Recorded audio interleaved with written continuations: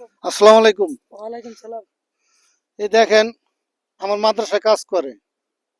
হঠাৎ করে আমি মাজরায় আসছি, সবজি বাগানে আসছি, দেখি ওকে। তুমি এখানে কা? আমি আসছি ভাইয়ের কাছে ঘুরতে আসছি। তো ঘুরতে আসছো, ভালো কথা। এখান দিয়ে কাজ করতেছো? ওই টুকটাক কাজ করতে, ভাইয়ে কাজ করতেছে, ভাই একটু হেল্প করি, টুকটাক কাজ করি। এখন যে আমি তোমাকে দেখলাম, আমি যদি তোমার বেতন কাটি? আপনি আমার বেতন কাটবেন না, আপনি আমার সাথে মস্কারা করতেছেন। ও জানে আমি ওর সাথে মশকরা করতেছি, কিন্তু আমি এই যে এতদিন ধরে ফোরম্যানি করি, আজ পর্যন্ত কারো এক রিয়াল আমি কাটিনি। কারণ হলো, ওরা যদি টাকা ইনকাম করে দেশে পাঠায়, তাহলে দেশের সম্পদ যাবে, টাকা যাবে, দেশের উন্নতি হবে। ওর বেতন কেটে কিন্তু আমার লাভ নাই। আমি কিন্তু ওকে বলে আসিনি মাত্রায়। ও জানেও না যে আমি আসবো। এখানে এসে দেখি ওর ভাইয়ের সাথে, আপন চাচাতো ভাই ওর ভাইয়ের সাথে কাজ করতেছে।